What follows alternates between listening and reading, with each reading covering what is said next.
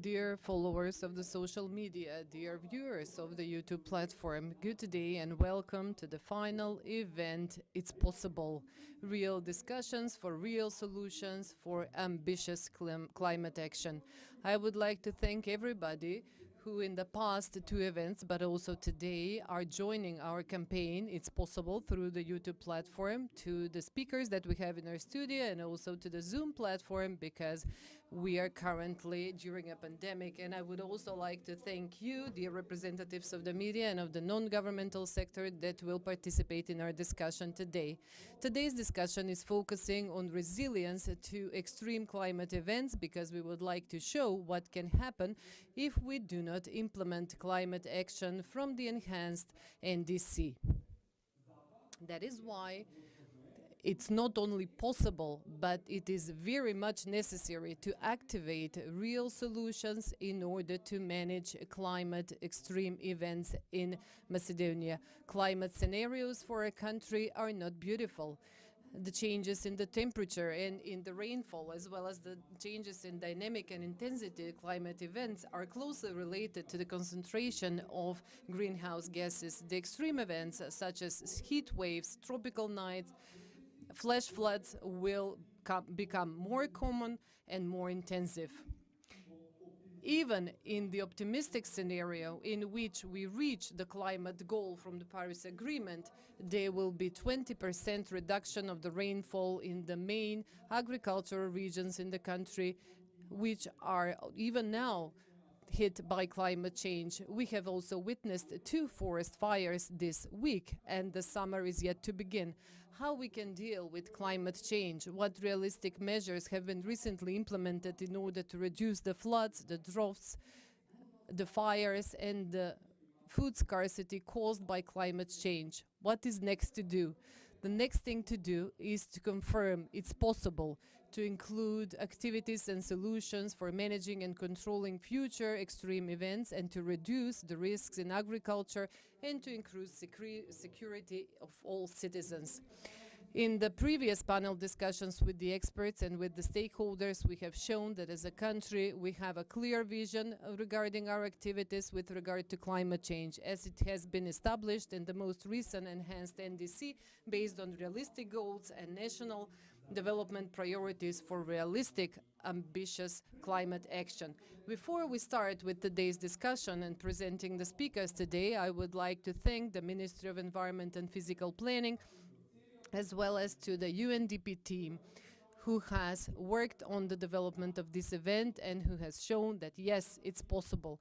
We have the same goal to motivate everybody and the objective to mobilize and to guide the resources in the implementation of specific and concrete solutions and ambitious climate action written in the national NDC. We will start with a constructive debate with our expert. We will also answer questions by the citizens and by the civil society, because only through real discussions and solutions we can reach the ambitious climate action.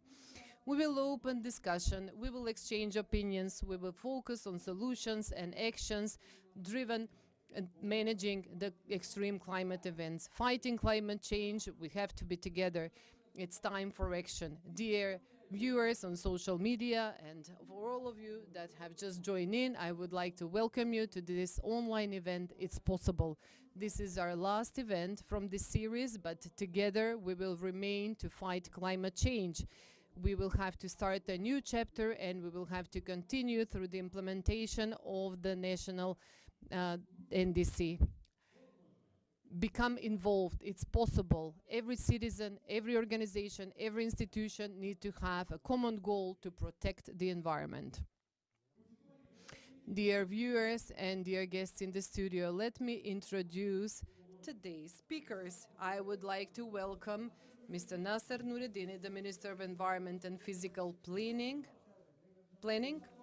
I would also like to welcome the representative of UNDP, Ms. Agi Veres. She is the Deputy Regional Director for Europe and Central Asia. She will join us today through Zoom. Ms. Veres, I hope that everything is Fine. Online on the Zoom application. Dobar den i za ambasadorkата. Good day for Her Excellency, Ms. Sibyl Zuter. Dobar den za minister. Good day to the Minister for Agriculture, Forestry and Water Economy, who will join us through a video, Mr. Arianit Hoxha. And good day to the Director for the Crisis Management Center, who is with us here in the studio, Ms. Stoyan Angelov. Welcome. Today's panel discussion will be opened with a very interesting statement, which I believe is attracting attention at the introduction of today's event.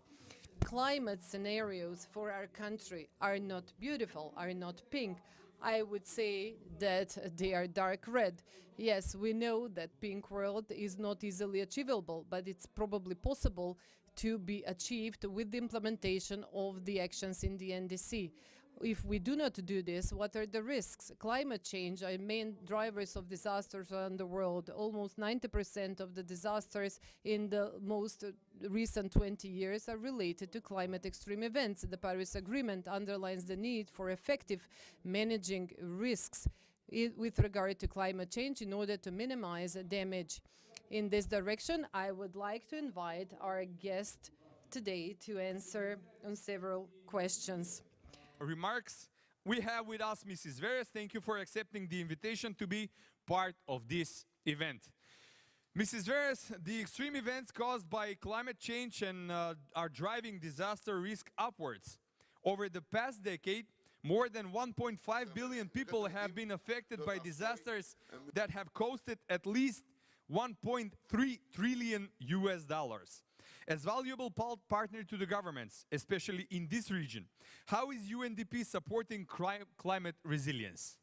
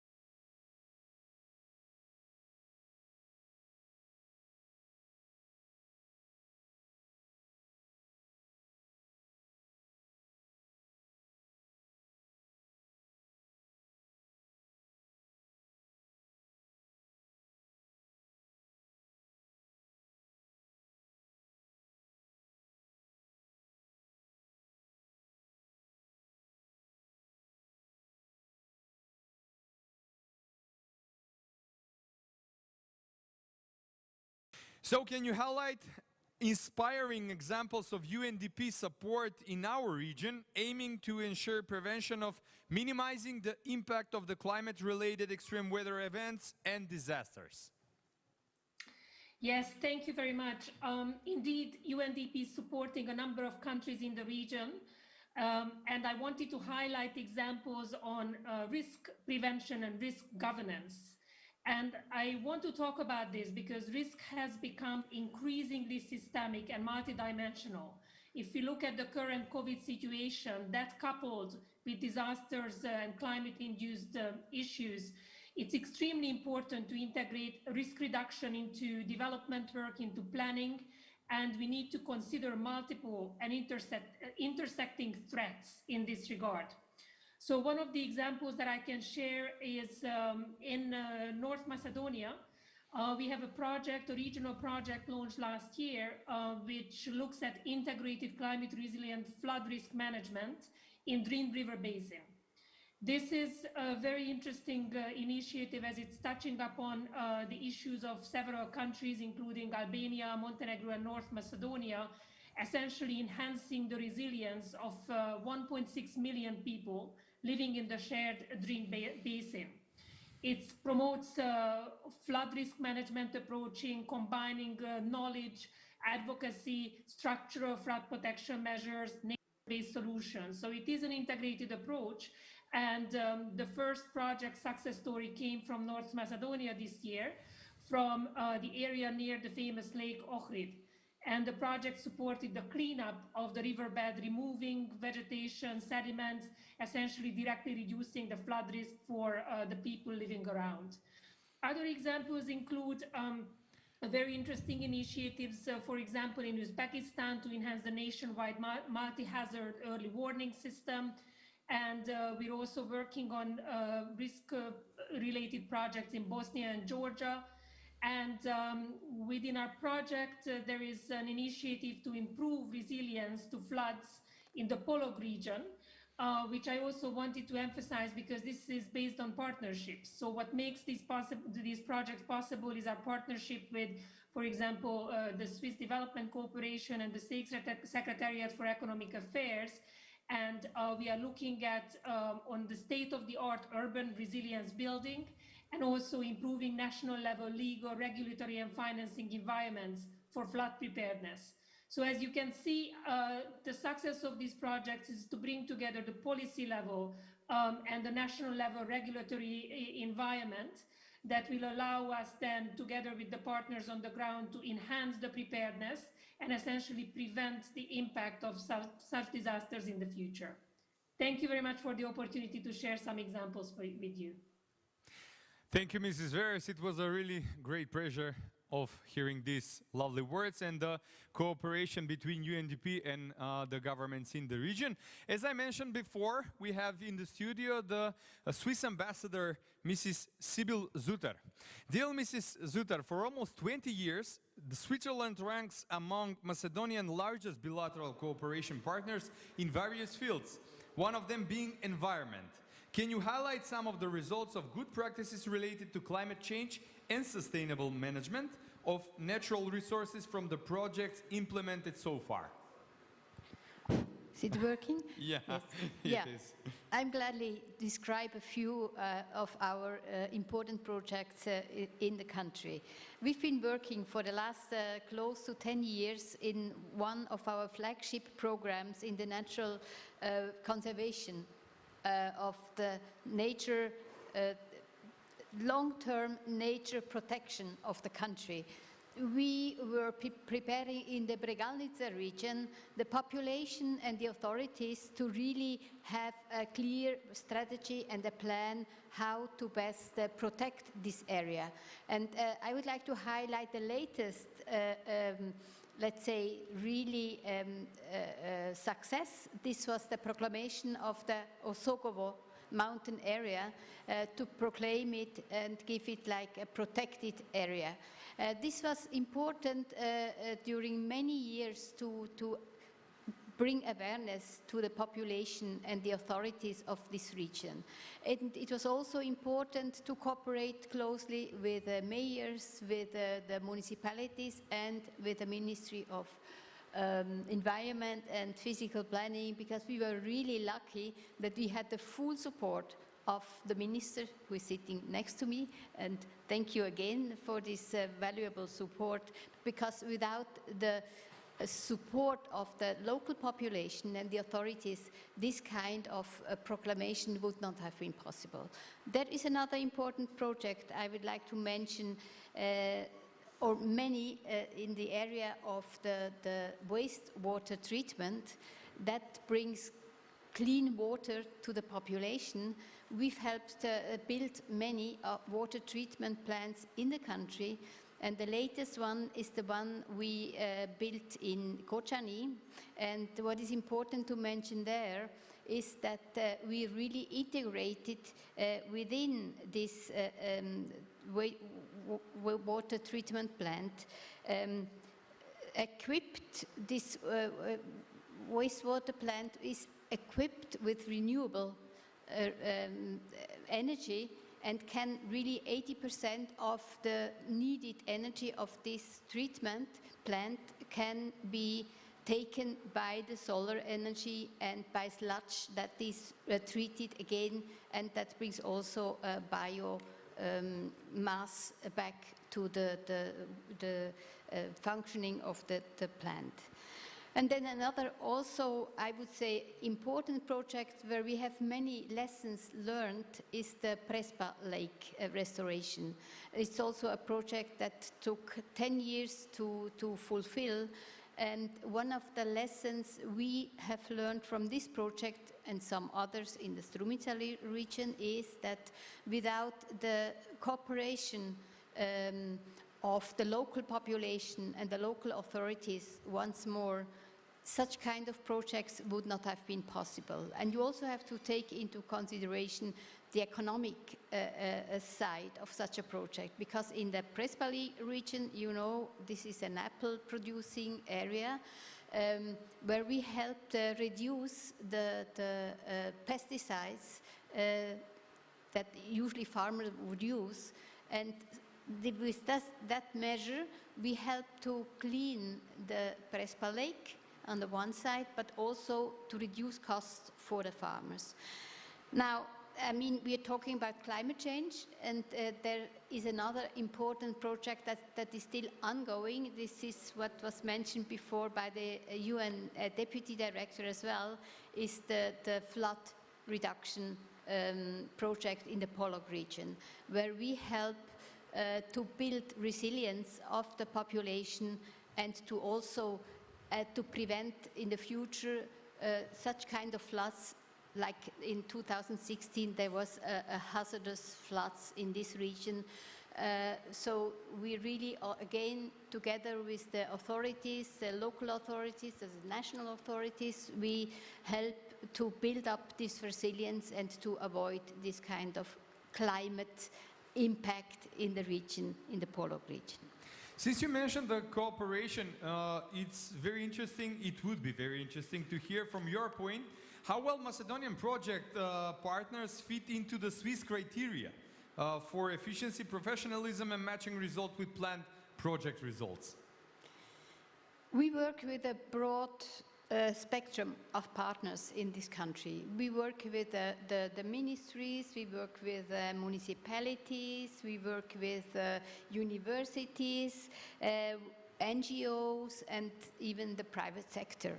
So this wide range of partners helps us to really bring the international know-how and the Swiss know-how into our projects we are building. Now, of course, it's not all rosy here in the country, specifically when it comes to the, let's say, the public sector, where actually in our projects, one of our aim is to empower not only the population, but also the national organizations. And there's sometimes we struggle. But still, I mean, we really want to empower the national institutions and of course, the beneficiaries as well. And that's why we try and we do whatever we can to bring them at a level where they can do their own project. But I mean, we also have to have the courage, in case this would not work, to stop a project. The Swiss Cooperation Program for the next couple of years has oriented its priorities towards climate resilience and low carbon development. Please tell us more about planned project and activities and expected results from your support. That's true. Climate change and its effects is an important and now even more important part of our development cooperation with North Macedonia as well. So we, besides some ongoing projects, we try within new projects to have a screening of all our ongoing and new projects to see what is the impact regarding climate change of all our projects. And this is like a trust-cutting activity we are doing with each and every project. And then, I mean, this new plan, 4 years plan, brings new opportunities as well. We are in the planning of a new project that would help the public utilities to bring energy efficiency and renewables more into their work of the public utilities. I mean, they also have to do their work, and when they do it, let's say, in a climate resilient way, then this helps the country a lot. There is another project in preparation that tries to prevent landscape fires. We all know that this is a very problematic practice from the farmers here in the country. So we want to reduce this, and with that also reduce pollution and the effects of the climate change. And of course, we continue working in the Polar region, and this is climate change, very close to the climate change agenda. We will continue supporting this region in helping prevent the floods and this kind of impacts in the region. But let me also say that we are really very pleased to see recent activities of the government, and specifically the Ministry of Environment, that they are becoming a front runner in the region regarding the climate change agenda. So I would like to congratulate North Macedonia, and we really hope to continue partnering with the country in the future. And to hear such words from a real role model as the Swiss state and the Swiss ambassador, I think that it is a really positive approach and a good thing to have in mind for the near future to work on. Господин Нуредини, Министерството за животна среда и просторно планирање како институција е носител на политика. The Ministry of Environment is in charge of the activities in the field of biodiversity. To what extent climate change has been included in these areas? First of all, let me say thank you to the ambassador for those very kind words. We hope to continue being an example in the region and to be one of the leaders of ambition and development. In regards to your question, absolutely. Forest and land use is one of the key integral parts of the strategy. The protection of our forests, the protection of our nature, the protection of our biodiversity will help us achieve our ambition. Not forgetting that the agriculture is going to be one of the key factors as well, but I'm sure we're going to hear that from the Minister of Agriculture. The idea of, when we speak about protection of environment and sustainable use and the ambition, we need to see the positives in it. That's why it is in the program, that's why it is in the strategy. We want to protect our forests. The forests are our lungs. Let's put it that way. We should see the forests as our lungs. They absorb the emissions we generate. The biodiversity is one of the integral parts of a healthy environment. There's a lot of research going on right now. I'm just going to try and maybe link it, sorry if I do make a mistake here, but the pandemic right now is also being questioned whether it is the changing biodiversity in the world. Hence why this is part of the directive, I mean the strategy, of our strategy. Yes, we are ambitious. However, though, the ambition is to create a better future for our future generations. Hence, protecting our forests, or further, let me put it this way, further even growing them, expanding them, reclaiming some of the forests we have unfortunately cut in the past, and keep them as they, maintain them as they should, and will also protect the biodiversity. this is going to be linked. I mean, of course, it is also one of the goals and one of the requirements by the EU that we actually protect our nature and our biodiversity. The Commissioner of Environment recently mentioned, highlighted the importance of the protection of biodiversity. So we are aligning ourselves not only with the Paris Agreement and our ambitions, we're also aligning ourselves with the EU requirements. We're also aligning ourselves with the European Green Deal. And this will only benefit us in the future.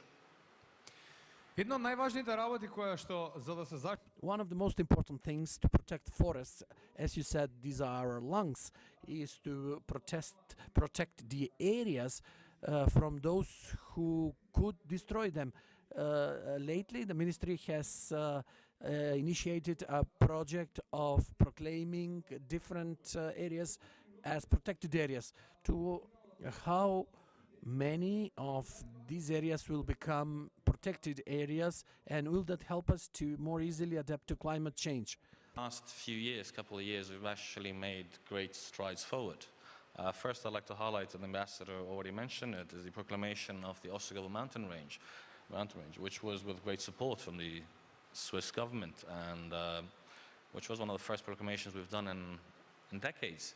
It's a Category 5. It is being managed together with the public company for forest management. So there's an intersectorial collaboration there. Furthermore, I can happily say that I hope that the first reading of the proposal for the law on the Shar Mountain National Park law is going to be voted today, I hope, in Parliament on the first reading, which will leave us hopefully just a few more weeks to proclaim this as a national park.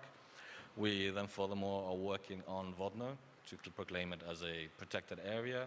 Again, I will reuse the word, and do excuse me for repeating myself. We look at Vodno as the lungs of Skopje. Hence, we are here, and our proposal to the government means protecting it, not allowing it to be cut, not allowing it to be urbanized in the future. Those are just some of them. We have got Matka lined up. We've got the Maleshevo mountain prepared, and we have other programs. This was all aligned with our strategy on climate change and protection. The more greenery we have, the more we will contribute. Our country, again, not the largest in the world, not the largest industrial powerhouse, but we want to contribute, do our part, and more, of course. At the same time, of course, we expect all the rest of the world to participate in the strategy and these ambitions. But we will do our part in having a green environment. И да останеме оние кои што ќе бидат предводници во регионот, како што напомена. And let's stay front runners in the region. As I said in the beginning, agriculture is one of the most vulnerable sector when it comes to climate change, primarily due to the fact that agricultural production happens outside in the open air, and it's fully under the sun, so to say. Farmers manage more than 50% of the land in our country and use 60 to 80% of the fresh water. There is a risk in the future, not only for the crops, but also for the livelihood of the farmers. Therefore, farmers should get involved in these actions. It's very important that they do so. Therefore, we have with us today the Minister of Agriculture, Forestry and Water Economy, Mr. Arjan Ithoja, who will answer two questions for us. The first question was whether the new strategy on rural development and agriculture follows the recommendations of the national NDC, and in what extent, to what extent will it help reduce the effects. Climate се реалност на која ние треба да се прилагодиме. Апсолутно. Okay, absolutely. In the strategy that has been developed for the period of 21-27, the Ministry of Agriculture, Forestry and Water Economy has planned for adaptation for all measures listed there, so that in a more efficient way we can adapt to climate change taking place. In this regard, I have to underline that we are also reviewing alternative products, alternative crops, so that our agriculture can better adapt to the changes in the climate that are taking place on daily level. In this regard, I would like to underline that we have made some efforts with regard to capital investment. The ministry, through the water economy administration, has been constantly focused on capital investments in irrigation systems, small dams, closed irrigation systems, because we want to use the maximum and provide irrigation. And we also want to be in line with what is going on in the field, because we don't want to have water scarcity or maybe floods due to surplus of water. So that is why we plan for very large capital investments.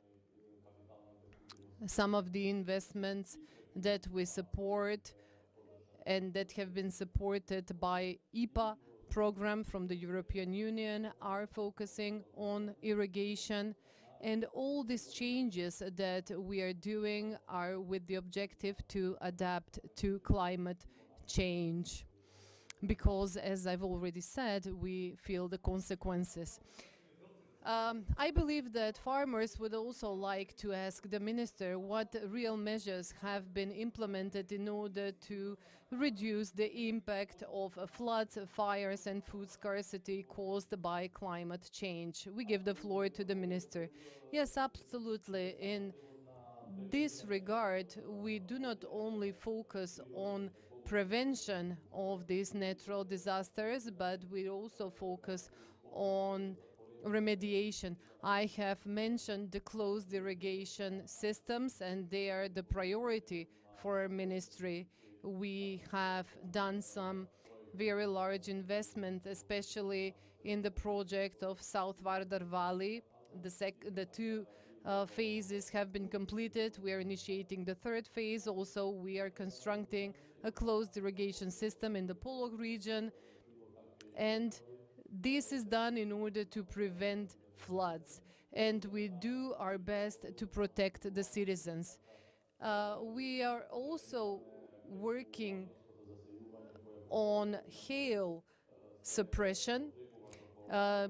This is the second year that we use airplanes in order to suppress hail and in this way reduce the damages on the crops. In this activity, we are cooperating with the Hydrometeorological Institute in order to prevent severe hail that has happened in the past almost every year. In the past, this has caused huge damages. Now, the next challenge that we have is to focus on forestry. And I have to say that for the first time, our country will have access to European Union grants that will be used in order to prevent future fires. And I'm sure that with new technologies and with digitalization, we will greatly contribute to protect our forests from fires, regardless whether they are caused by man or they are accidental.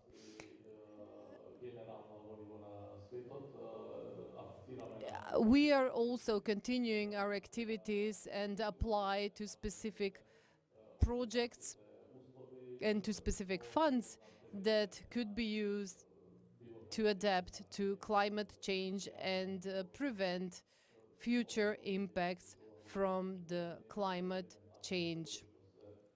In this way, we will reduce the number of natural disasters related to water, fires, and so on and so forth. Thank you very much, dear Minister, for your answers. And every time that we discuss climate change, we have to talk about the risks.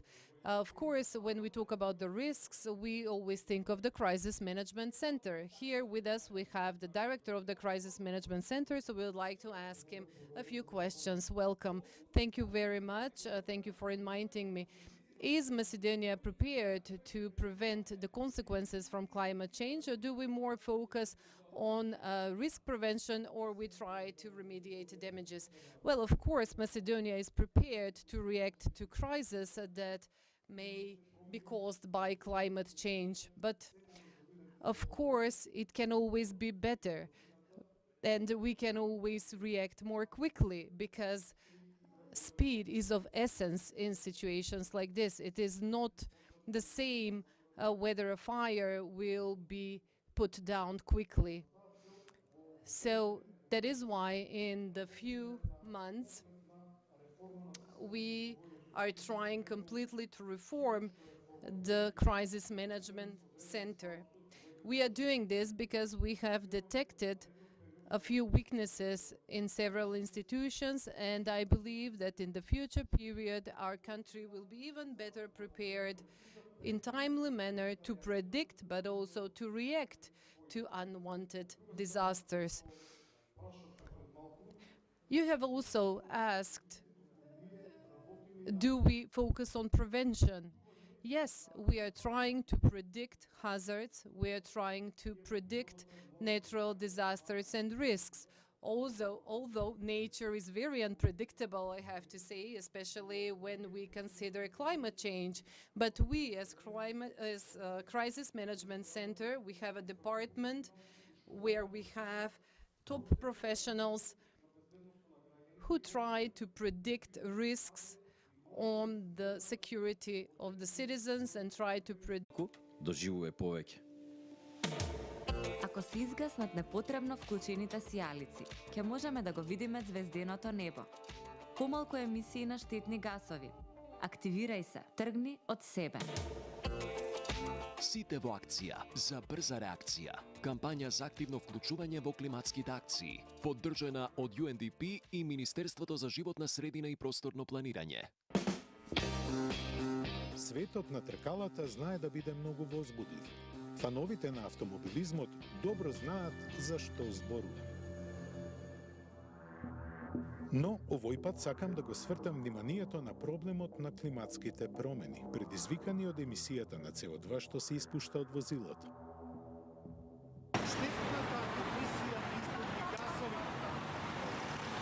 За жал, нашата држава е земја на стари автомобили. Просечната старост на возниот парк изнесува околу 20 години. Затоа, инвестирајте во еколошки автомобили, електрични или хибридни. Секогаш избегнувајте да се возите сами во вашиот автомобил. Кога постои желба, постои и начин, нели? Ако сме свесни за еколошкиот потенцијал на електричните возила, како и предноста која ја имаат еколошките автомобили во однос на старите загадувачи, тогаш да ги поддржиме еколошките акции и да преминеме на транспорт со нула емисии. Вклучи зелено светло за зелен транспорт. Кампања за активно учество во климатските акции поддржана од UNDP и Министерството за животна средина и просторно планирање.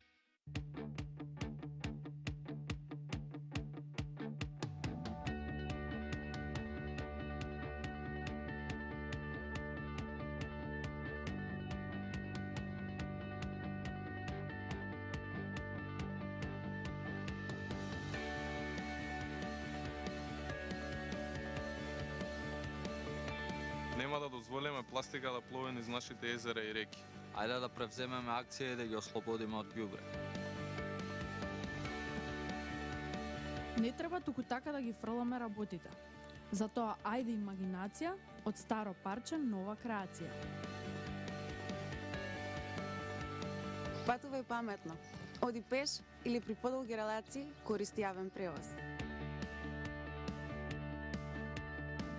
Кога одиш во маркет, носи си платнена торба. Тоа е тренд, но и твојата климатска акција.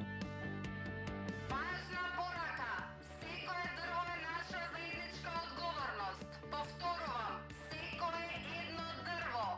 Да ги намалиме климатските промени. Нема време за чекање. Обој чевли, тргни во акција! Млади во акција за брза реакција. Кампања за активно вклучување на младите во климатските акции, поддржана од UNDP и Министерството за животна средина и просторно планирање. Токму така. Here we are again, live from our studio. The topic is real actions for protecting us from climate change. They're really motivating messages and stories, and I believe they will touch everybody. We have one more interesting topic now with our expert related to local challenges and possibilities for reducing disaster risks. We are focusing on discussions in order to implement climate action, and we have a discussion with the representatives from the National Federation of Farmers, the Hydrometeorological Directorate, and NGOs, and the Faculty of Agriculture and Food. So these are the experts that we have here with us. Ms. Nina Aleksovska from the Hydrometeorological Institute. Then we have Ms. Anita Kojoman, a coordinator of the Environment and Risk Management Program from UNDP, Ms. Vaska Mojsovska, President from the National Farmers Association, and we have Professor Duško Mukaitov from the Agricultural Institute Skopje, and Angel Panov, representative from Point Pro. Welcome. I hope that we will have interesting discussion, and that through this discussion we can all come to a conclusion that it depends on all of us how we are going to act in order to mitigate climate change. The panel discussion with the experts, local challenges and possibilities for reducing disaster risk is open now. What I would like to ask is, Ms. Nina Aleksovska from the Hydrometeorological Institute Extreme whether events are a serious danger to everybody. So most probably we have most of the questions to you. What are the most frequent climate extreme events, and what has changed in their dynamics and intensity in the past years, and what regions have been most affected? The most common climate events on the territory of our country are heat and cold waves, then days when the maximum and the minimum temperatures have been below zero. Those are frost and ice days. Then days when the temperature was more than 25 degrees, and also tropical nights when the minimum air temperature is higher than 20 degrees Celsius. So besides these climate-related events, other common climate events are related to precipitation, when we have more than 10 or 20 millimeters of rainfall, when we have flash floods.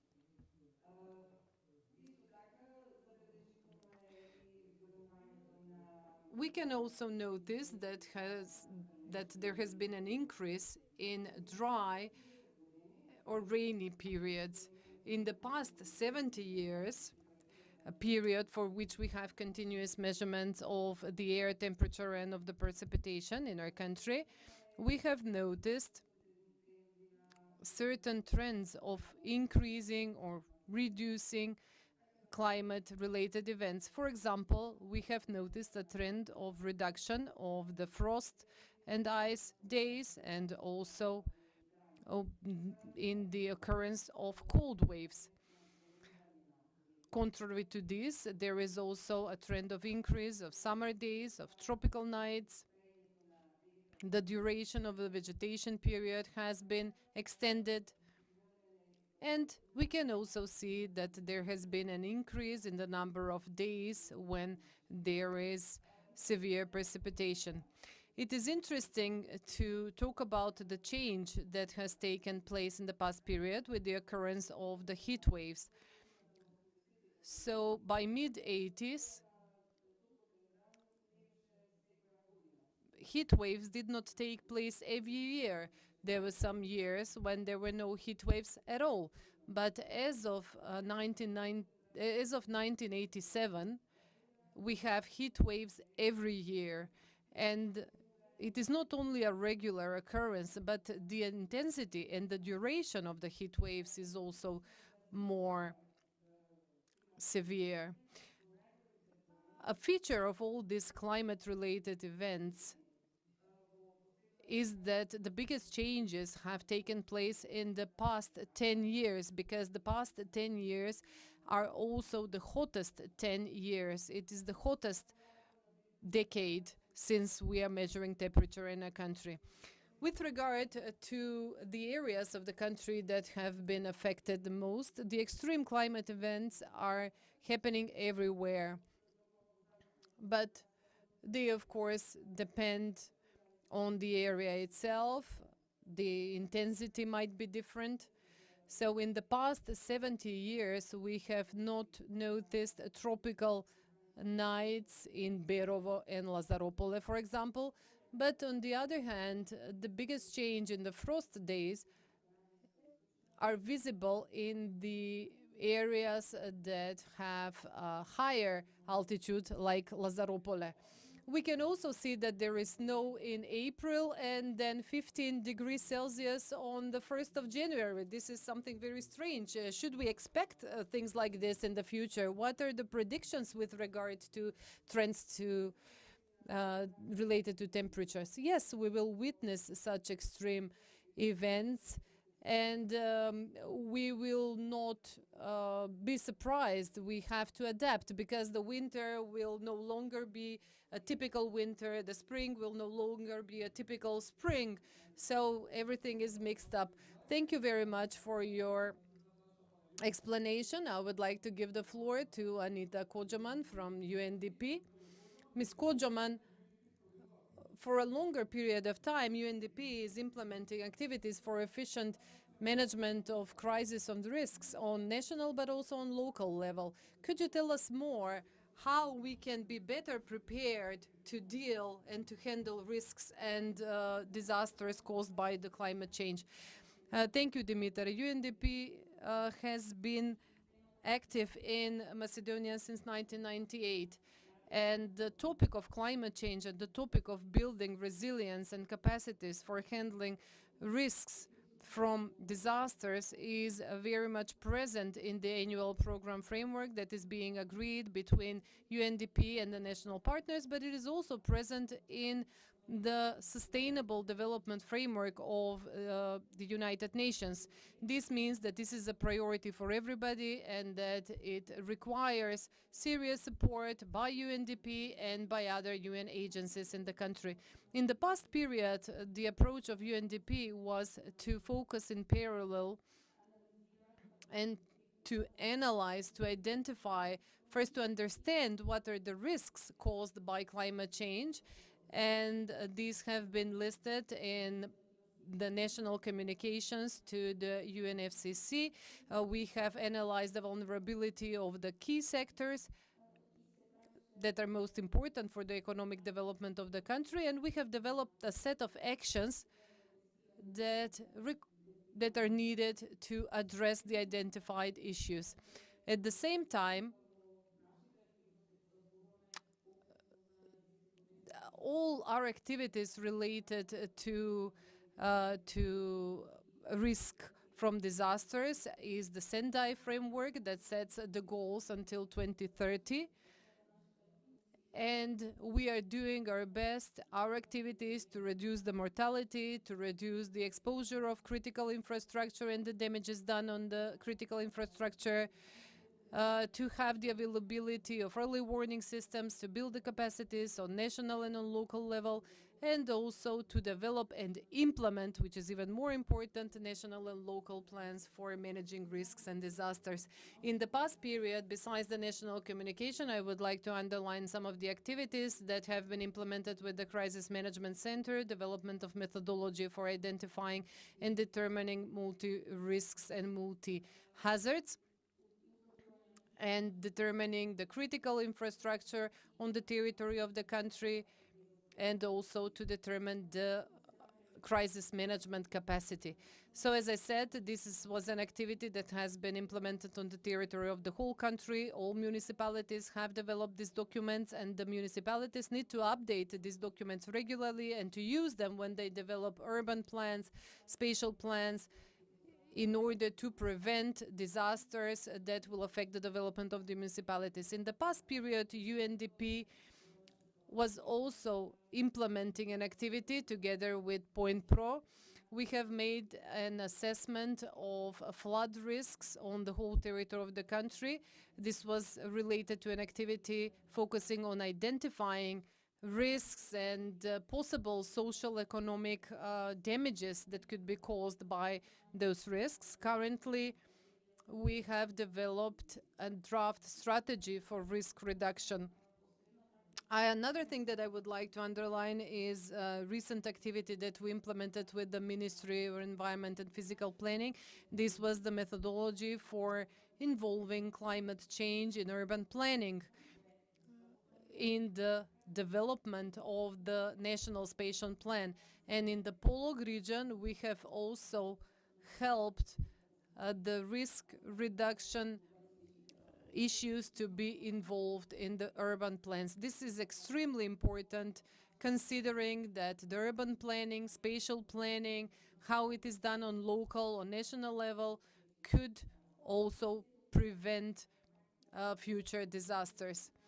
And all this is done in order to support the achievement of sustainable development goals in the country. Since you have mentioned the Polog region that was affected severely by flash floods, UNDP has helped the development of a new management ways in order to manage risks in this region. Do you think that these activities could help the other municipalities facing similar problems deal with this issue in a similar way, and how this will help Polog region and the municipalities in the Polog region to become better protected? Well, on several occasions we have already mentioned that the activities in the Polog region should initiate a transformative change, that is to attract the attention from activities that are focused on response to disasters, basically to react after something happens, but to focus on prevention and preparedness, because this is what we are trying to promote. This has to be done on national and on local level as well. The project was implemented and it should serve as a model. It should be replicated in other municipalities as well. But once again, we are starting from the Sendai framework, which requires to have some priority activities such as understanding the risks, building institutional and legal framework on local level, investing in risk reduction and building resilience, and of course, raising public awareness and raising the prevention capacities. In this region, we started with the analysis of the situation and we prepared a flood risk management plan, so the focus is on floods, but we're also addressing other risks as well. And the plan is of course a dynamic document, and the idea is that all new studies, new information will be integrated in this plan, so it will be frequently updated. It should serve as a basis for all the other plans, such as the flood management plans that need to be adopted on local level by the municipalities, spatial planning, as I have already mentioned, but also this plan should serve as a basis for investments in specific flood reduction measures. Of course, we would like to promote intermunicipal cooperation as a model here, because the resources on local level are always limited. And not all municipalities, especially in Polog region, where we have a combination of rural and urban municipalities, they have to combine resources, not only financial, but also human resources, and they need to work together on capacity building. Currently, there is a network for resistant Polog, and we expect by the end of this year, if we are not delayed by the local elections in November, this network we expect to be institutionalized, so it will be a model that will be used in other municipalities as well. In Polog region, we have really implemented a lot of activities. Maybe we need to mention the extension of the monitoring framework, because we have increase the number of meteorological stations together with the Hydrometeorological Institute, because the availability of accurate data is very important for decision making.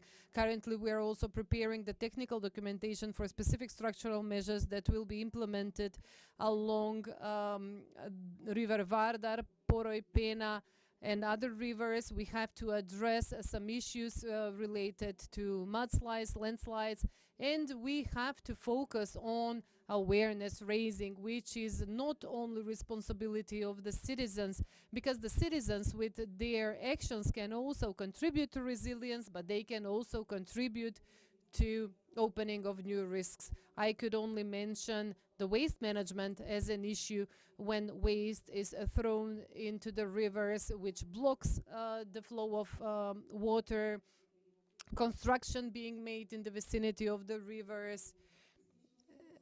So all this increases the risk from floods and from other disasters. And another thing that I would like to mention, which is a response to what has happened in 2015, our approach is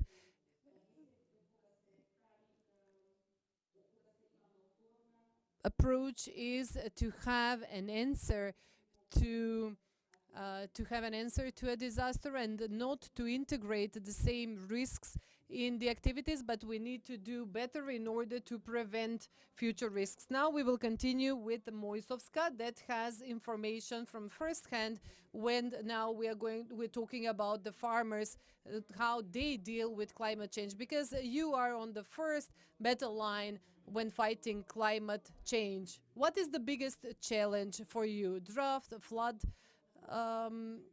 lack of water, or maybe something else? As you said, we, the farmers or the food producers, are the most affected by climate change. Unfortunately, in the last decade, we've had huge problems with food production due exactly to the climate change phenomenon. I'm a farmer who have lived all my life from agriculture. I can tell you that this decade has been the worst. If it's not drought, then it's hail. If it's not hail, then it's heavy rain. Then if it's not that, it's ice, late spring ice. And every year we have problems. From my personal experience, last year we had huge losses with the production of grapes. We had a species of grapes that is picked early August. Everything was prepared for export, but at the end of August there was such a heavy rain that it caused huge losses. All grapes was basically destroyed because it basically it was rotten. At my family had a loss of about 200 tons of grapes. In order to prevent that from happening again, this year me and my husband decided to protect the grapes with foil, protective foil, like I was able to see when I visited Italy and Israel. So we bought this protective foil from abroad because it's not produced here in our country. It's a very expensive investment. But what happened? Again, we had the problem.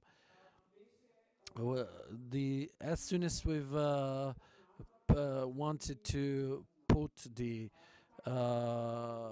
foil, to install the foil, the ice appeared, and this year is also a lost year for us.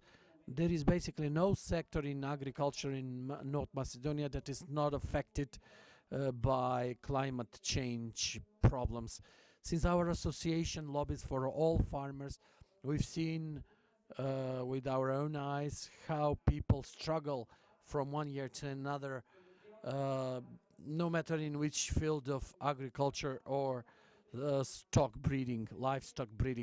Therefore, concrete steps, concrete measures need to be taken in order to prevent losses of food, and with that losses of money, because much of it is exported.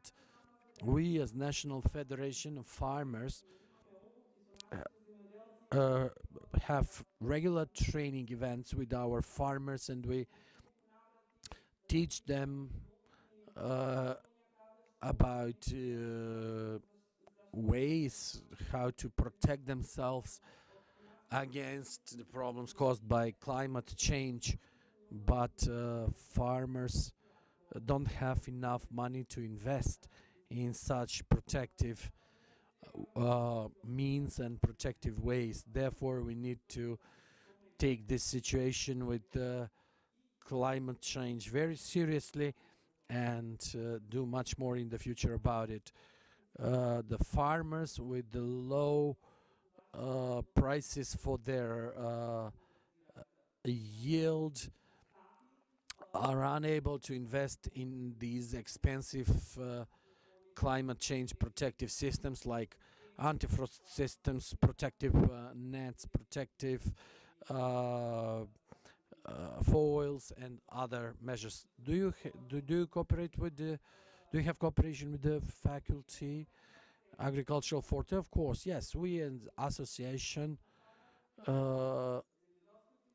we have regular cooperation with the Institute of Agriculture, with the School of Agriculture at the university, and the professors from this faculties are involved in our training events. So agriculture, so the practice in agriculture and science go hand in hand.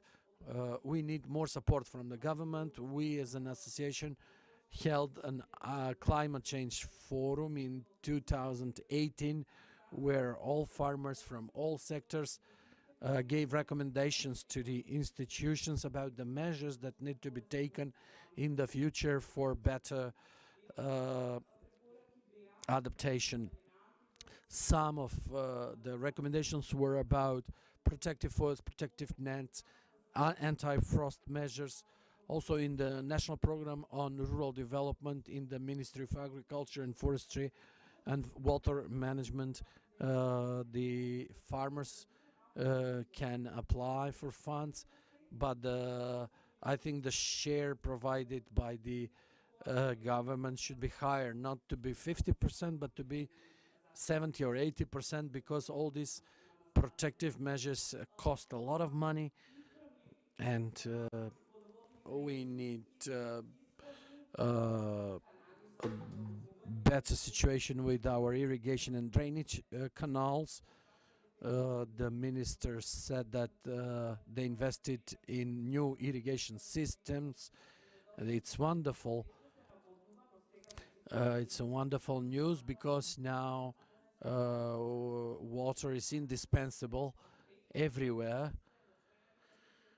However, some old systems dating back to socialist times have to be maintained better and repaired on time, because the start of the irrigation season is April the 15th. We should be thinking about starting it even sooner. With orchard growers in our Povardarje region have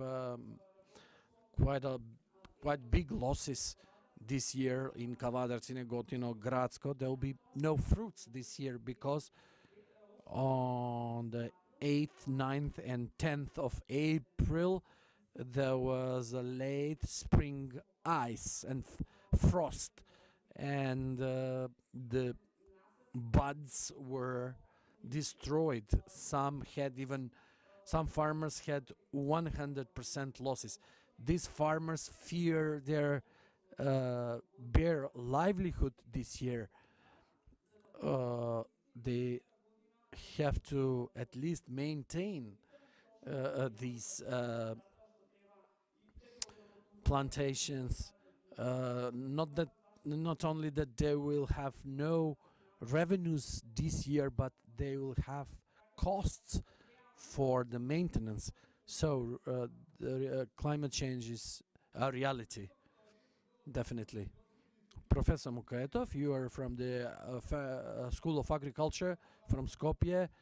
You are suggesting measures to the farmers for adaptation and mitigation.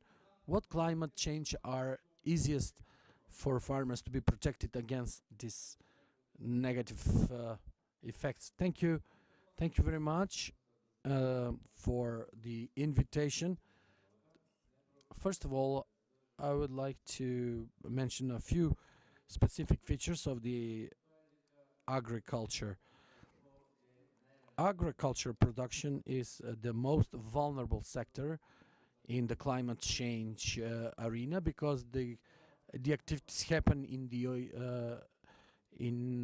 outside in the open air. So any change in climate brings about huge losses for farmers, and these are one-time losses.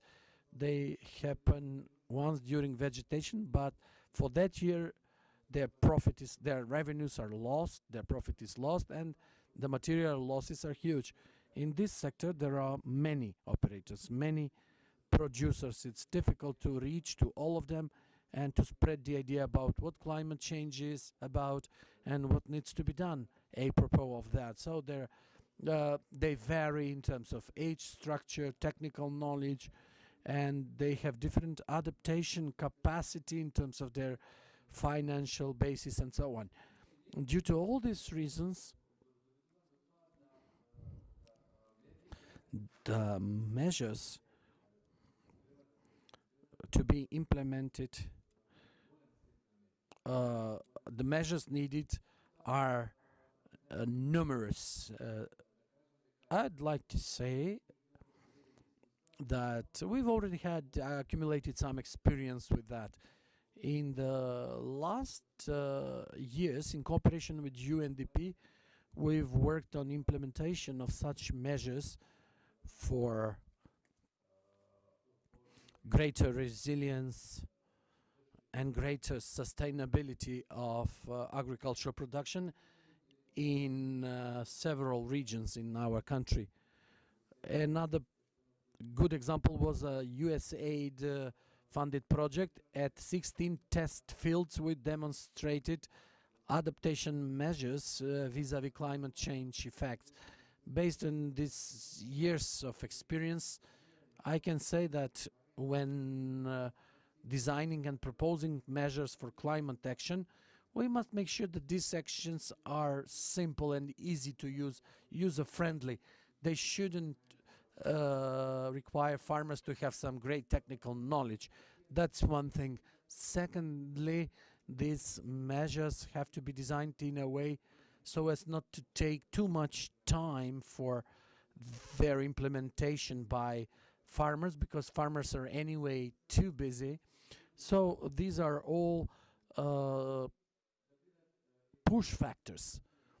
So we want them to be cheap and easy to implement. If they're expensive, then some TA is needed, technical assistance is needed, or material assistance is needed in order for them to be implemented in practice. So in principle, these are basic parameters that one has to bear in mind when proposing measures for climate action. Some of these measures had already been mentioned by the previous panelists. Experience has taught us that for implementation purposes, a comprehensive program is needed. So there is a need for support in terms of theoretical training, practical training for farmers. There's a need for material support for the farmers for the sake of implementation. Good news is that in the latest strategy of the Ministry of Agriculture, I saw that they have dedicated a separate chapter on climate change, and many of the measures that we have implemented in practice have been made part of the strategy, and I hope that the support will continue in practice. As you already mentioned, farmers, number of farmers is in our country is high, and they vary in terms of their education and other backgrounds. But we have to say that all of them are affected and concerned with climate change. What, in your view, is of key importance to overcome these problems? The answer to your question would be a short one. It takes a joint action by everybody, by all stakeholders. How possible is it? I'm always optimistic, and I'm saying, yes, it is possible. It is possible if all actors, all players, all stakeholders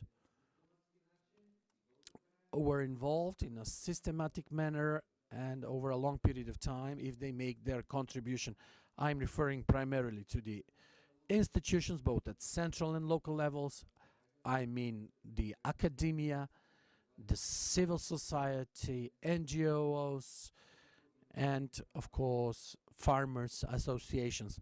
I think it's very important to have platforms and fora where all these stakeholders could meet, discuss the problems, and come up with solutions for the problems. I meant here decision makers and the farmers themselves.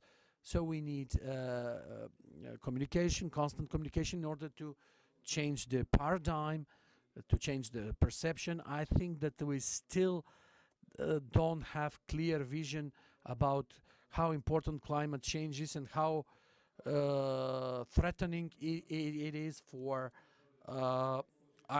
farmers. Mrs. Alexovska, preventing hail with airplanes is a new method that's been used since recently in Macedonia. A lot of conspiracy theories have been linked with this regarding anti-hail measures. Do you think that this modern system will make farmers more protected and the agricultural production more protected, and with that reducing the amounts of money for paying damages to farmers? You're right. Last year, for the first time in our country, we started a protection measures to protect crops with anti-hail measures, with airplanes.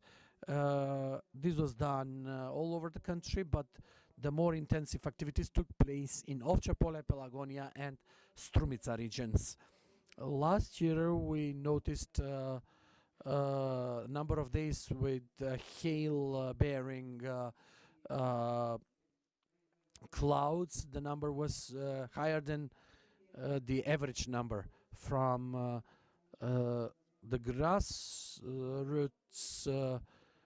from the field offices, we got information saying that last year there was a significantly lower number of and amount of hail vis-a-vis past periods. However, 1 year is not enough for relevant comparisons and relevant conclusions. Therefore, there is a need for this measure to be conducted over the next few years, so that at the end we could have some relevant information about the efficacy of this measure. This year we'll continue with this activity, and we'll have more detailed information on another occasion.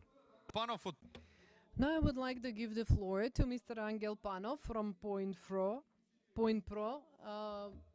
because even small dry rivers can look harmless, but for example, these rivers can cause great damages when there is severe precipitation. Point Pro is a leading company in preparing simulations and scenarios for floods. What can you tell us about these simulations? Yes, our company is one of the leading companies in preparing such documents, and all the analysis that we prepare contains such a flood simulation. What is a flood simulation? Flood simulation is a combined tool that contains hydrological models, economic models, and hydrological models. And at the end, we need to have a mathematical description of the possible floods. Hydrological models or simulations simulate the surface water flows.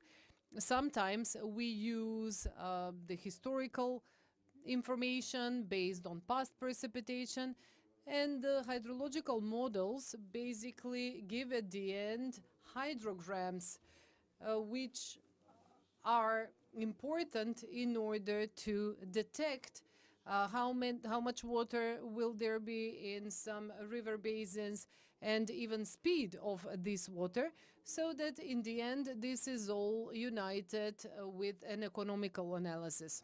So at the end, after finishing this analysis, we hope that this analysis will be very useful to decision makers.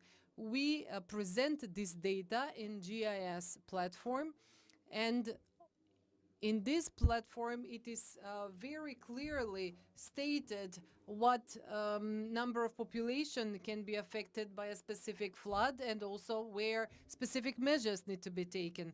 The simulation models for floods are only a small part of the GIS flood management system. We try to adhere to the framework flood directive of the European Commission that divides this process into three parts. First, we have to develop a preliminary risk assessment where we identify the critical points on which we need to focus. Then the second step is to develop hazard maps. In this step, we use those simulations, and this is the technical part, but at the end, the most important document comes, and that is the development of a complete plan for managing flood risks. This is a policy document that needs to demonstrate the strategy of the country or of an institution that manages a specific river basin. This is a very dynamic document. It's not a fixed one, and it should be updated every 6 years. And one more thing that you have mentioned in the beginning, yes, there are some dry river basins that can cause flash floods when we have precipitation. These river basins, these rivers are very difficult to predict and have devastating power. So during the simulations, with the assistance of UNDP and Swiss Embassy, we try to follow some contemporary practices that are accepted in countries that have similar hydrography as the one in Macedonia, Slovenia, Switzerland, and even Serbia as well. Today we have covered agriculture, we have covered the Polog region, but I also think that the focus should be put on the capital, on Skopje. We have witnessed severe floods several years ago, causing severe damages. Your company has prepared a study for modeling floods in Skopje, and this study is being used by the city government in order to make decisions. What are the results of the study? Well, just to go back to rural areas, once again, Polog or Treska, those are basically the areas that prevent floods in Skopje. And with regard to the plan for simulating floods in Skopje, yes, Point Pro has made this type of document in 2015, but in 2019 we have updated this plan and we have prepared an operational plan for flood protection of Skopje. Basically, Skopje is under threat of many different types of floods, flash floods, fluvial floods, because there are a lot of rivers, different type of rivers. Even underground water can cause floods in Skopje area. After the floods that we have seen in 2016, we can conclude that we need to do a lot more in order to protect ourselves from flash floods. With regard to fluvial floods, I can say that our city is being relatively well protected, although there has been unwanted construction in the riverbed itself. But I believe that these alluvial floods can take place every 250 years, which means that if a person lives in Skopje for 80 years, he has 20 to 25% of living through this type of flood, which is not a small percentage of risk. With regard to damages, yes, we can assess that such an event can flood almost half of the city, cause a damage of 250 million euros, which is a huge budget for many of the municipalities in Skopje. The municipalities under threat are Karpoš, Centar, Aerodrom, and Gazibaba, and they are exposed to highest risk. When I mention 250,000 million euros, those are direct damages, but we can of course add other economic damages that will be caused indirect, so to say, and these amount will be increased. But we have also analyzed the social aspects of the floods. We have included some sociological parameters such as the demographic growth, unemployment rate, persons with disability, access to some social and utility or communal infrastructure. And if we consider all these aspects with regard to floods, we can see that Sarai, Butel, Centar, Šutorizari are the municipalities that are mostly exposed to social and economic risks from floods. Ms. Aleksovska, we have heard what is to be expected in rural but also in urban areas. But what can we expect from the future? Because of course the Hydrometeorological Institute is the institution that usually predicts weather. So what are the extreme events that we can expect in the future, and what do you think should be done in order to prevent this? Well, with regard to the future, I could say that what has taken place in the past decade will probably continue in future. So we expect some trends that have been noticed in the past to continue in the future, and not only to continue but also to be more exacerbated. From the research that we have done with regard to changes in temperature, precipitation and extreme weather events for our territory, we can conclude that in future Republic of Macedonia will face warmer climate and more arid climate. This means that we will have lower number of cold events, but we will have a higher number of warm or hot waves and events. There are various projections, and of course the temperature itself will depend on the concentration of the greenhouse gases in the atmosphere. But we also need to consider the most extreme scenario, that is the worst case scenario. For example, we expect the number of frost days to be reduced for about 60 days.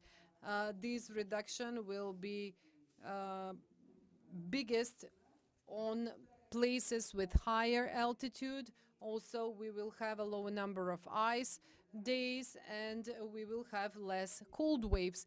In the future, we might expect not to have at all frost days or cold waves in some areas.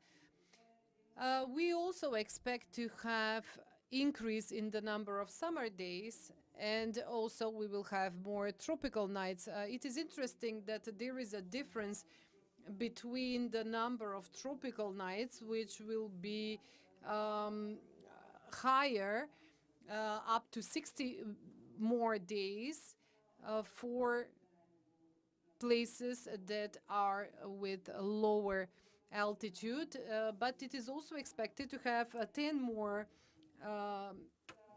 days like this on places with higher altitudes. The vegetation period will also extend for 50 to 60 days, which means that in Gevgelia, for example, the vegetation period could last throughout the whole year. It is also expected to have an increase in the frequency and in the duration of the hot waves. And with regard to extreme precipitation events, we could have a higher number of days where precipitation is higher than 40 millimeters, even for 60%, and the intensity of 1 day maximum sum of precipitation will be increased for 20%. And at the end, I could say that the whole territory of the country will be exposed to very high risk of the occurrence of droughts, because we can expect that the duration of the dry period will extend for additional 30 days. So what can we conclude? There are different projections, of course, but what we need to do and what we should do now is to be aware that these values can become reality and will become reality, and we need to consider them when we plan future actions.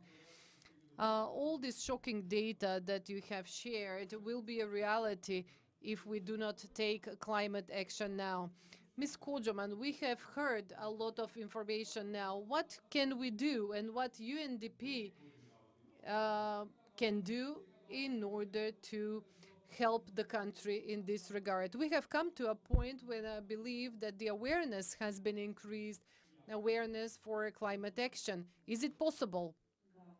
Yes, it's possible.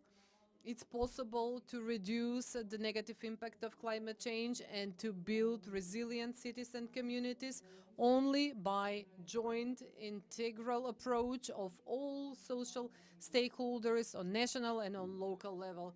Ms. Aleksovska, we have heard all those dim prognoses that you have shared about the future, but according to you, is it possible to protect ourselves from them and not to have them in the reality? Yes, it's possible with good organization, with higher accountability, and with timely actions taken. It's possible.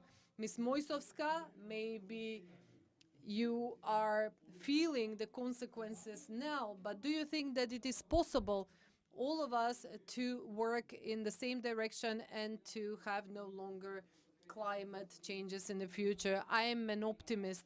Just like the professor said, I believe that we need to make it possible in order to protect our food production from climate change, because food is very important for the life, of course, and if we do not have food, we will have serious problems. So we always have to be aware of this. We have to be aware that we're all together in this, and all of us together, we need to address climate change and protect the food production. So not only the farmers need to focus on this, but also the institutions, the civil society, the researchers, everybody that can do something needs to do something. I believe that all of us can do something as individuals. Professor Mukaetov, what is the science saying? Since the science is usually the most realistic ones, can we protect ourselves and can we take actions now in order to prevent further climate change?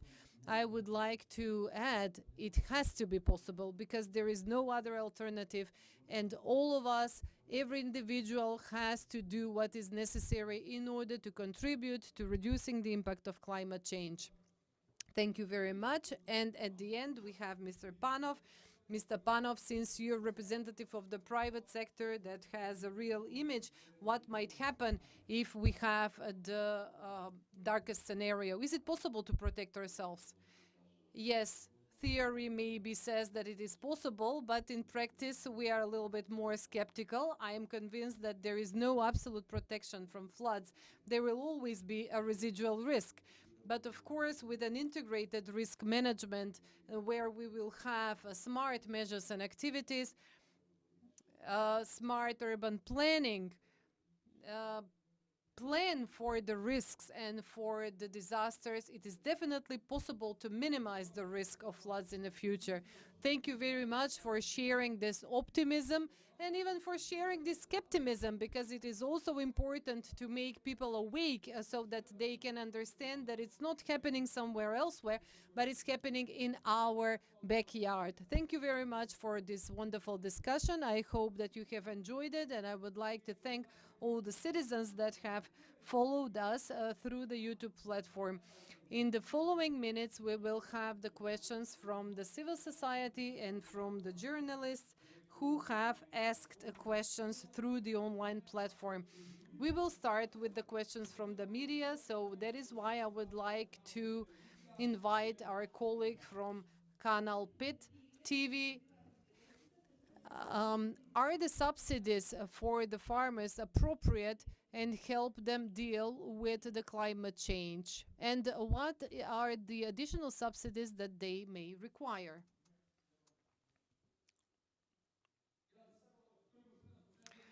I would like to repeat once again the question, so if it is possible, maybe we can air it once more.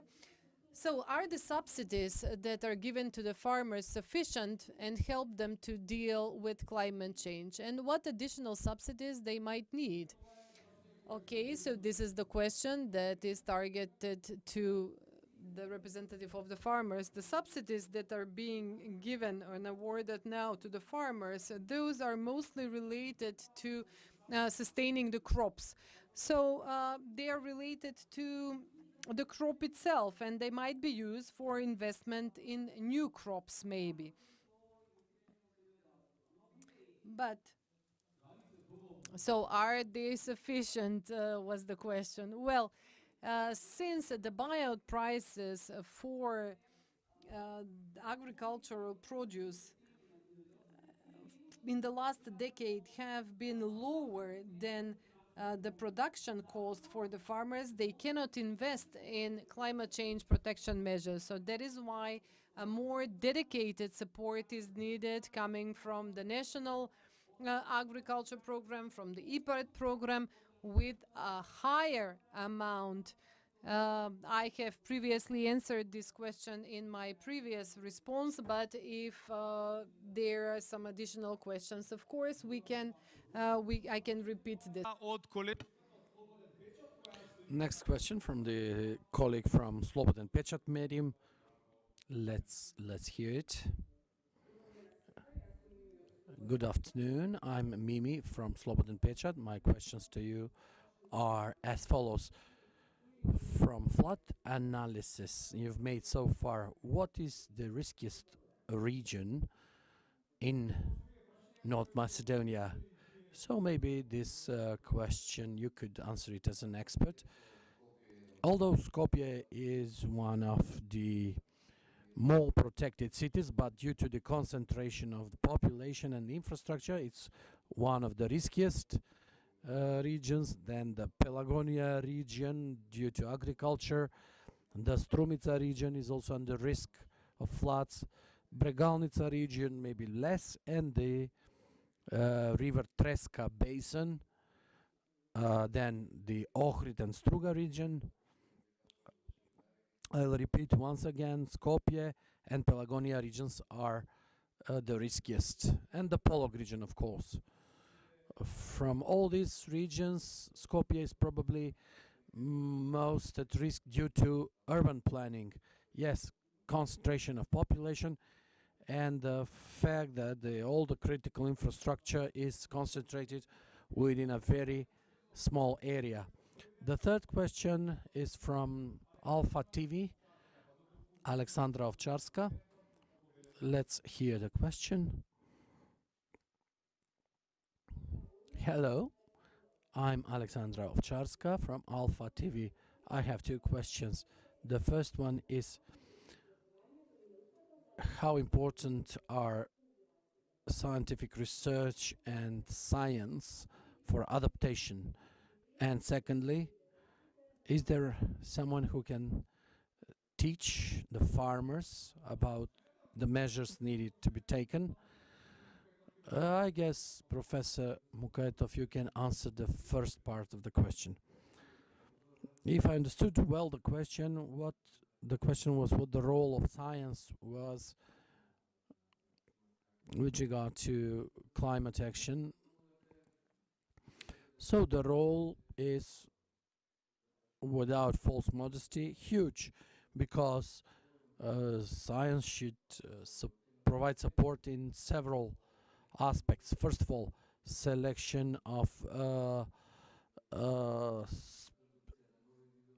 in the species that are resilient, introduction of new species that are more resilient, and also demonstration of the effectiveness of different measures. Because producers are sometimes skeptical. As we said, their financial power is quite limited. They don't want to experiment a lot. That's why such a set of climate action should be tested first by us, the university, and then implemented with the producers. Then the role of sciences with regard to risk assessment, damage assessment, harm reduction, and also training and education. Climate change should be part of the regular curricula of secondary schools, universities, in order to change the perception about climate change from earliest of age, earliest of ages. And we need close cooperation with other institutions in the country, such as the hydrometeorological administration regarding the construction of the climate services and so on. Thank you for your answer, Mrs. Mojsovska.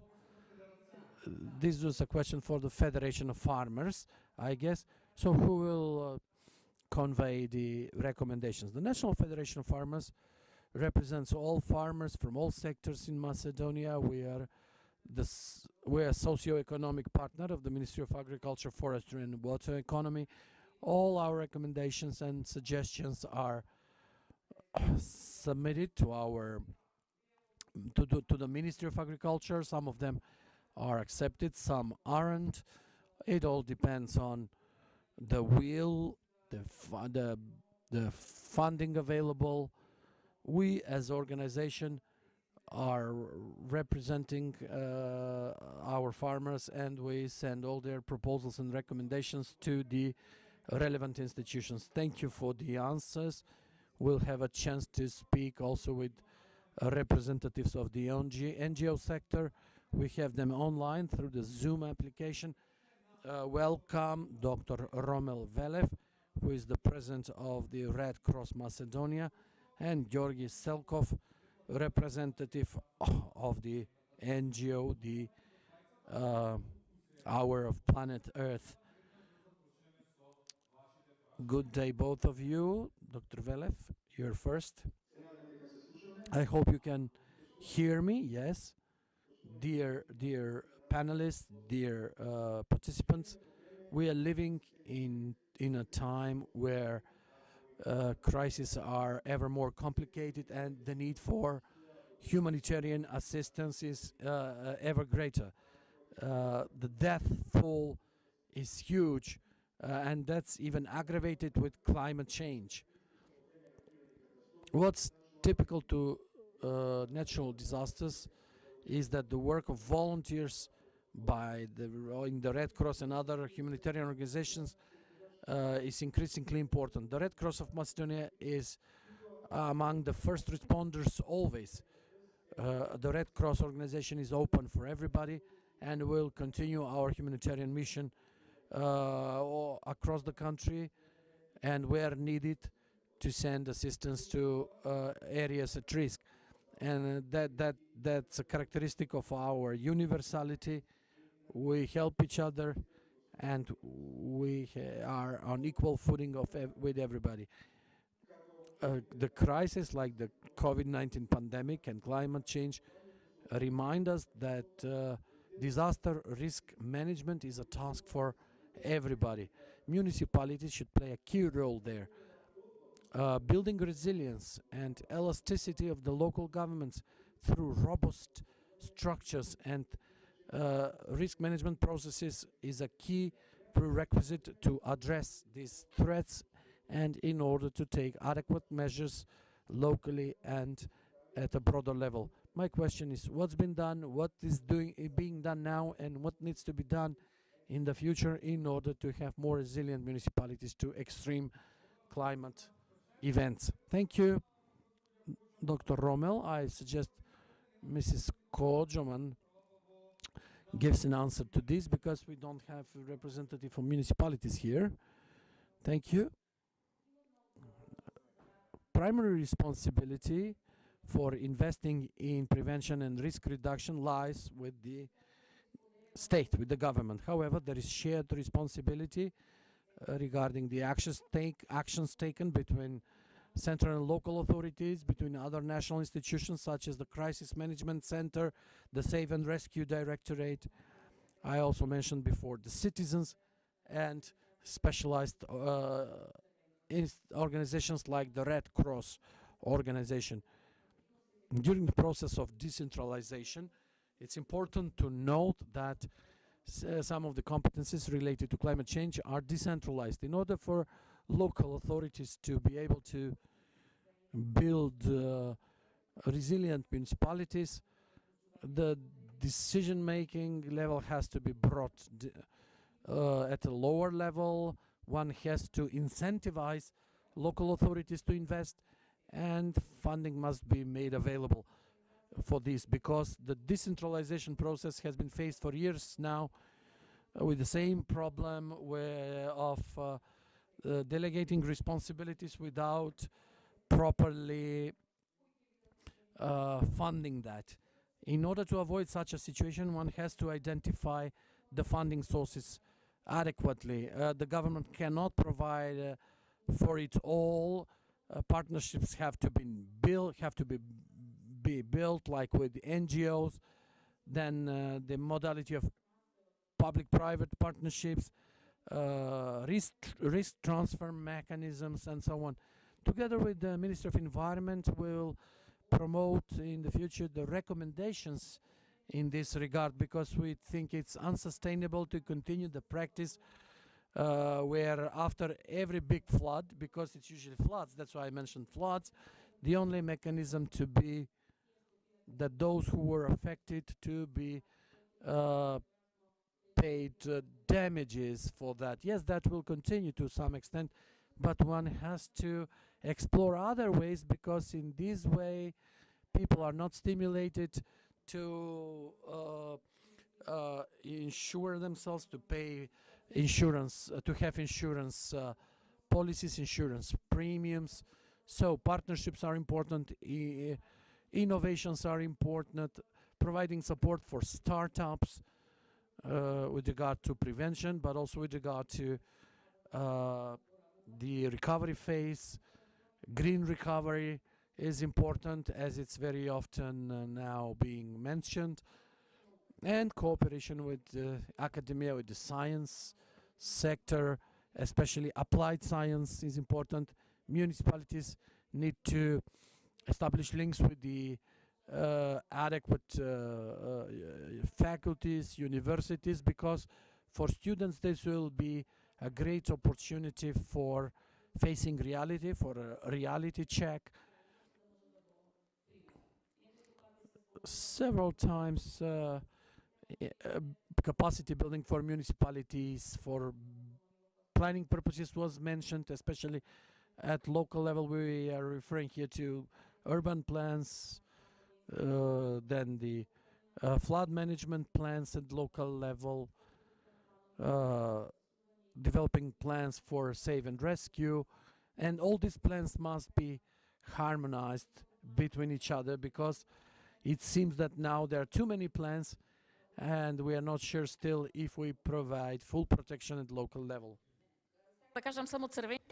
I also wanted to say that the Red Cross has its role not only when disasters happen, but I think they should also think on prevention as well, how to become more involved in preparedness for handling and managing crisis.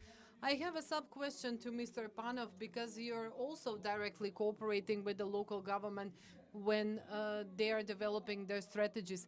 Can they see the problem properly? Is it a realistic problem for them, or is something that is there is something that is not visible that much for the municipalities and for the citizens? Well, assume it depends from different regions. The long presence of UNDP in Polog and in Strumica region, I think, has made not only the local population but the local government as well to start to think about the floods and try to find measures for reducing floods. I think that the Skopje region is still not there. So I would say that we prepared this operational plan where we gathered information from all Skopje municipalities, and it turned out that some municipalities have evacuation points where the citizens should go when there is a flood, but these are in the flood area itself, so this has to be changed. Dr. Velev, if you have some additional question? Yes, I would like to contribute with my opinion. I'm doctor in veterinary medicine, besides being president of the Red Cross. We have not heard a lot about the influence of climate change on cattle breeding. We as veterinarians, we are also facing problems because climate change contributes to the spread of diseases among the animals. You know that we are facing diseases that were not present in these regions before. There are some specific diseases that have been present on other continents. But this is an appeal to UNDP and to my colleague that maybe something needs to be done in this regard. We need to analyze the disaster management system, but with a focus of the cattle breeding sector in our country. There is such an analysis for agriculture, but unfortunately this subsector of cattle breeding is not mentioned. So of course the Agency for Food and Veterinary Services needs to be involved as well, because we as Red Cross, upon my initiative, we are starting or initiating a joint cooperation with them to see what weaknesses we have, so that together with the Agency for Food and Veterinary Services we can help and assist the cattle breeding subsector.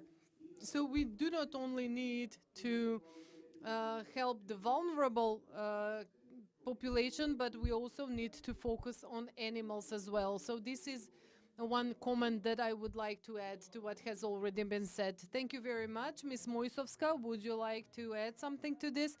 Yes, at the beginning I said that cattle breeding is also affected by climate change, because in our organization we also have a high number of cattle breeders. And of course, all their problems and recommendations are integrated in the document that we have submitted to the competent institutions that have huge problems with their cattle due to the climate change. And we are, of course, open for cooperating with the Red Cross and with other institutions that would like to help and contribute a little bit more to improving the situation. And of course, we have made the analysis in cooperation with the Cattle Breeding Institute, and we as foreigners, we as association, we are always open for cooperation with everybody who would like to assist. Thank you. Now I would like to give the floor to Georgi Selkov, representative of the NGO Hour of the Planet Earth. I hope that you have heard about this NGO. They have a very interesting event that's taking place globally. But thanks to this NGO, we have this event in our country as well. So, Georgi, good afternoon. Welcome to today's panel discussion. Of course, you may ask your questions now. Thank you, Dimitar. I would like to greet and welcome the experts, and I would like to congratulate the organizers. Thank you for inviting me to be part of this unique type of event where we talk about probably the biggest challenges tackling our survival on the planet. We have heard a lot of interesting discussions and information related to natural disasters, and maybe some of us have suffered such a disaster. Unfortunately, we have seen how dangerous it can be when nature fights back, regardless whether we are talking about this COVID pandemic or we are talking about natural disasters, floods, droughts, extreme weather events. It is a fact that we are the culprits here. We have caused this, and of course, it is said that nobody can fight back nature. I think that we can all agree that all the messages that we have heard today are some part of the messages that the nature is sending us. I think that we need to act now.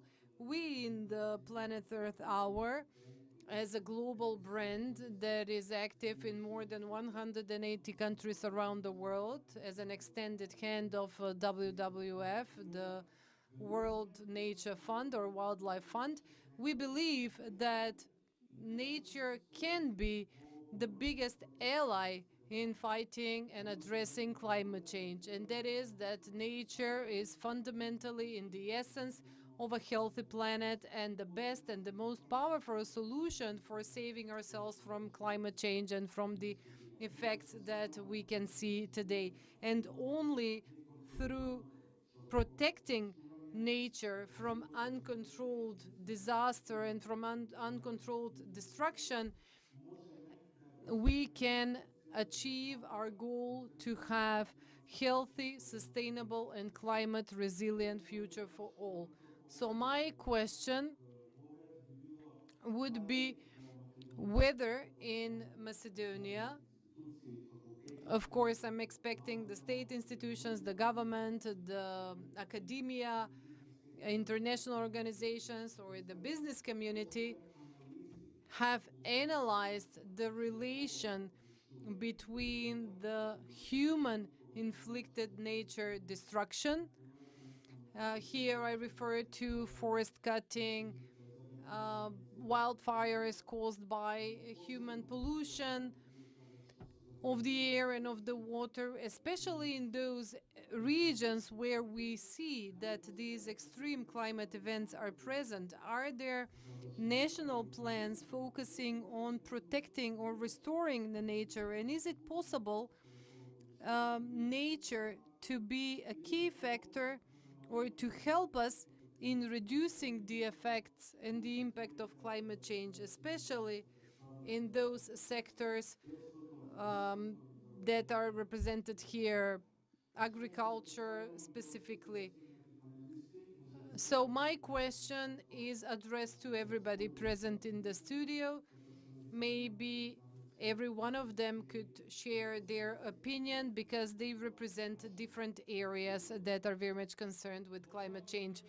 Thank you, Georgi, for your address. Yes, I would have asked you myself. There was an interesting address in the first panel discussion where it was presented that farmers, although they are most affected by climate change, they are also the ones that are causing climate change. Would you agree with this? Well, I would not agree with this. I would not agree with this because agriculture, I have to tell you another thing. I am participating in the development of the biannual update report on climate change, and I can tell you that agriculture as a sector is not contributing a lot to the emissions. So that is why I'm saying that farmers are not that culpable for climate change. But on the other hand, with their activities, farmers also contribute to polluting water. Then maybe to generating waste materials, especially organic byproducts, which are not disposed of appropriately. Otherwise, with regard to the question from colleague Selkov, I would like to say that in the national communication on climate change, there are separate chapters in which we focus on vulnerability. Now I'm talking about agriculture, forestry, and other land use sector. So I'm speaking about my sector. And we prepare analysis there. What is the vulnerability of agriculture with regard to the effects imposed by climate change?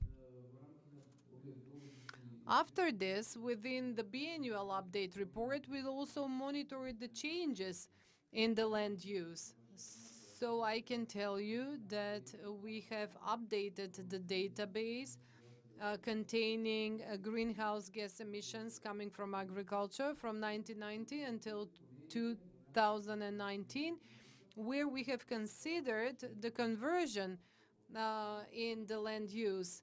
What area has been converted from forest to agricultural land and vice versa, and so on and so forth. So there are these type of analysis in our country. I don't know whether I have answered Selkov.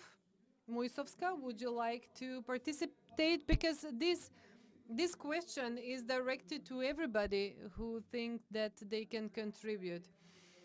Well, what can I say? An expert once told me, if you point your finger to somebody and claim that this person is guilty, then look at your hand. You will see that 3 fingers are pointing at yourself. So it's always easier to blame somebody else for doing something and always think that we are not guilty. So this is the accusation going to farmers that the farmers are to blame. I do not accept this, because farmers are the ones that produce the food and fight climate change, and it is more and more difficult for them to produce food. Every farmer wants to protect their produce and their yield, and they have to face floods, they have to face hail, they have to face different diseases. Of course, farmers would like to have a healthy produce, but how can they do this if when they have to face all these hazards? And unfortunately, the farmers have to have produce in the end to provide livelihood for their families. We have to focus on everybody. We have to see how much forest is being cut, to what extent agricultural land is used for urbanization, cropland is converted into construction land. We need to have this type of analysis, and all stakeholders should be part of this analysis in order to see who is to blame for this and which sector is most contributing to causing or preventing pollution. We cannot say you are to blame or they are to blame. As Professor Mukaetov said, there are a lot of factors that affect climate change, such as industry, such as cars and everything. Yes, we are all to blame in this or in that way. It all depends on us. Yes, and that is why all of us together, we need to work to take specific steps immediately. We should not wait, because we basically live with those consequences. We live with the climate change. We are May now, and we don't know whether by the end of the harvest what will happen, what disaster will be caused by climate change. We are having a factory in the open And this is the reason why young people don't want to work in agriculture, because it's becoming more and more difficult. We have to deal with climate change. We have to deal with the low prices.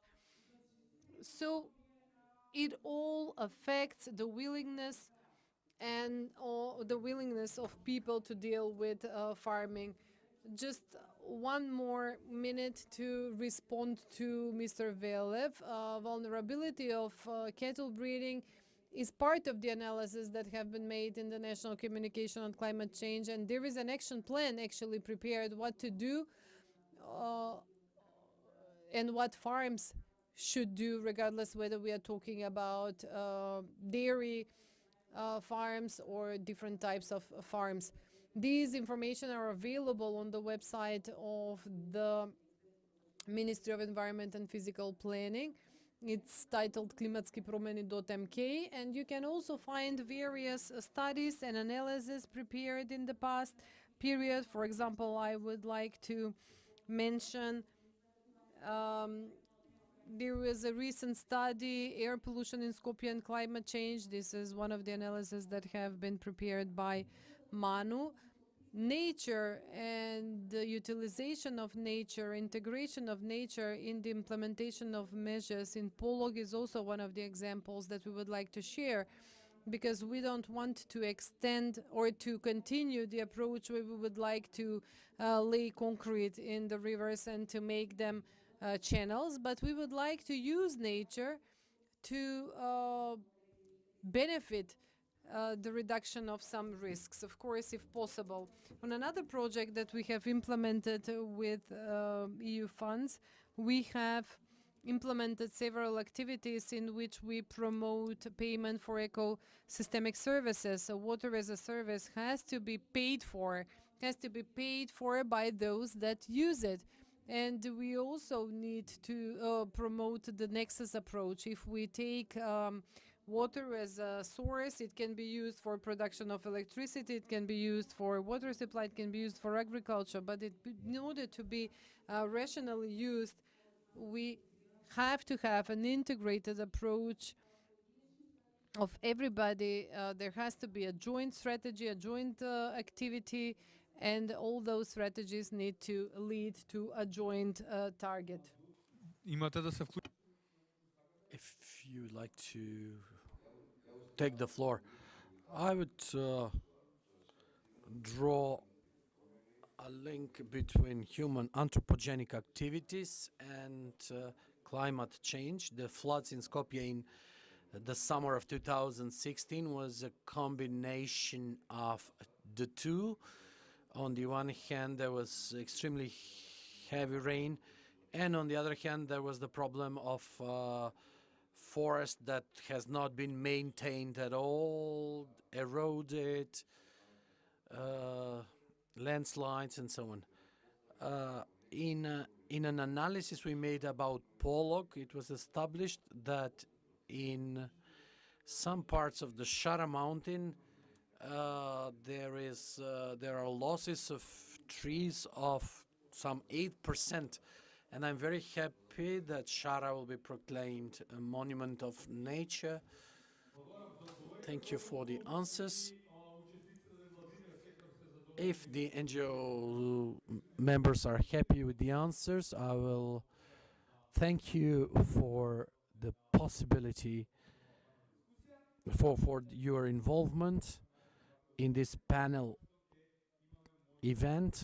discussion, and hopefully we'll meet again to speak about this topic. We now move on, since we gave a chance to everybody to answer questions at the Facebook fan page Climate Change. We received a lot of questions, so we singled out 2 questions, most interesting questions. To what extent are UN happy with the implementation of the climate change related activities, and can you maybe make a comparison with what the situation is in other countries? Unlike European Commission, we don't do annual progress reports. We have continuous dialogue with the national partners in order to make an assessment of the situation, where we are, what the needs are, and where UN, with their comparative advantages, could contribute to the resolution of problems. And most importantly, it's about citizen satisfaction. It was mentioned several times that regarding climate change actions, the preparation of reports, the ambitions to invest in adaptation, in renewable sources. Macedonia is the front runner in the region, it's a leader in the region. What needs to be improved is intersectoral cooperation, also implementation of agreed actions that we have committed ourselves with regard to the Paris Accord and the climate change convention. Regarding the DRR, disaster risk reduction, there is quite a lot of room for improvement there. There are weaknesses in the system there. There is a need for reform, because all the laws in this area were adopted in the year 2005, 2006. Everything has changed ever since. Terminology has changed. The climate has changed. So there is a lot of work to be done there. And last question to the Hydrometeorological Administration, Mrs. Aleksovska, does the administration have the adequate equipment to foresee weather events that could be harmful to agriculture and other sectors? Our administration over the past years has visibly and improved our technical capacities thanks to donations like from UNDP, GIZ, JICA, and so on. As a result of this support and the projects that have been implemented, we have established a modern state-of-the-art meteorological and hydrological monitoring of the whole territory of the country, or the majority of the territory of the country. This system needs to be further upgraded, improved with new measuring stations. But what's important in order to be able to forecast better is the sustainability of the system. This needs to be done quickly. It should be done sooner rather than later. So we need more funding for this purpose. It's not just to have something, but that has to be well maintained. In general, we are strengthening our capacities continuously, and we are well prepared to make good forecast. I would like to thank all panelists for this interesting discussion we had today, and I hope that next time we see each other we'll have more positive news and we'll be able to say how all of us contributed to mitigation, because we agreed all that it is possible. Many thanks to everybody who followed us on the social media and those who joined the YouTube platform. Many thanks to all our regular viewers who watched us previously in the previous panel discussions. We concluded that it depends on all of us. Our future depends on all of us. Many thanks to all viewers and to the Ministry of Environment and Physical Planning for enabling this discussion, and to the United Nations Development Program, which was directly involved in the organization. Many thanks to the team who organized this event. We apologize for the technical problems in the beginning of this event, but I hope this was an excellent opportunity for a great panel discussion in a pandemic time. have, you are the agents of change in the combat against climate change. Have a great day. Thank you.